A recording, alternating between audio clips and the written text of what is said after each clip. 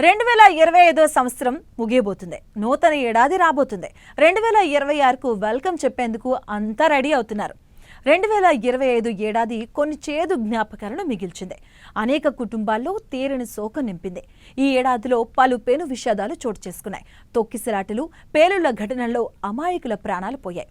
ప్రపంచంలోనే అతిపెద్ద ఆధ్యాత్మిక వేడుకలో అపశృతి ఈ ఏడాదిలో ప్రారంభంలోనే పెను విషాదం చోటు చేసుకుంది. ప్రపంచంలోనే అతిపెద్ద ఆధ్యాత్మిక వేడుక మహాకుంభమేళాలో తొక్కిసలాట జరిగింది. ఇక ఈ తొక్కిసలాటలో 30 మంది చనిపోయారు, 60 మంది గాయపడ్డారు. మౌని అమావాస్య కావడంతో పెద్ద సంఖ్యలో భక్తులు త్రివేణి సంగమంలో పుణ్యస్నానం చేయడానికి పోటెత్తారు. ఈ సందర్భంగా అపశృతి జరిగింది. అఖాడాలకు కేటాయించిన సెక్టర్ 2 ప్రాంతంలో తొక్కిసలాట చోటు చేసుకుంది. ఢిల్లీ రైల్వే స్టేషన్లో తొక్కిసలాట.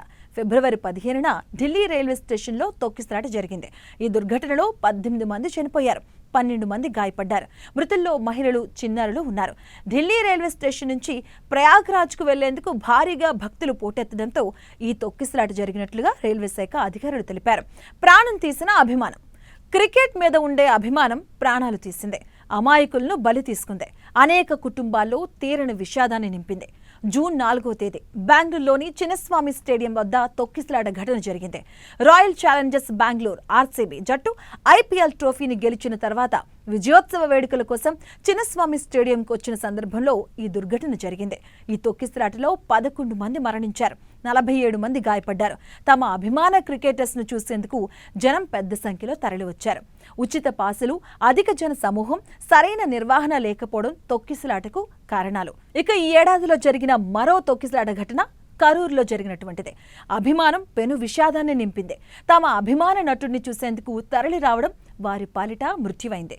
సెప్టెంబర్ 27న తమిళనాడులోని కరూరులో తమిళగల వెట్రిగలం పార్టీ అధినేత సినీ నటుడు విజయ్ ఆధ్వర్యంలో నిర్వహించిన ర్యాలీలో తొక్కిసలాట చోటు చేసుకుంది. ఈ ఘటనలో 41 మంది మరణించారు, 50 మందికి పైగా గాయపడ్డారు. అత్యంత బాధాకరమైన విషయం, మృతుల్లో 11 మంది చిన్నారులున్నారు. విజయ్ సభకు జనం భారీగా తరలివచ్చారు. ఊహించిన దానికంటే ఎక్కువ మంది తరలి రావడం జరిగింది. అదే సమయంలో ఈ సభకు విజయ్ చాలా ఆలస్యంగా వచ్చారు. భారీ పేలుడు, ఉలిక్కిపడ్డ దేశ రాజధాని. నవంబర్ 10న దేశ రాజధాని ఢిల్లీలోని ఎర్రకోట సమీపంలో భారీ పేలుడు జరిగింది. ఎర్రకోట మెట్రో స్టేషన్ సమీపంలో జరిగిన ఈ పేలుడులో 9 మంది మరణించారు, 20 మంది గాయపడ్డారు. ఎర్రకోట మెట్రో స్టేషన్ సమీపంలోని ట్రాఫిక్ సిగ్నల్ వద్ద నెమ్మదిగా కదులుతున్న I-20 కారులో శక్తివంతమైన పేలుడు చోటు చేసుకోవడం దేశవ్యాప్తంగా కలకలం రేపింది.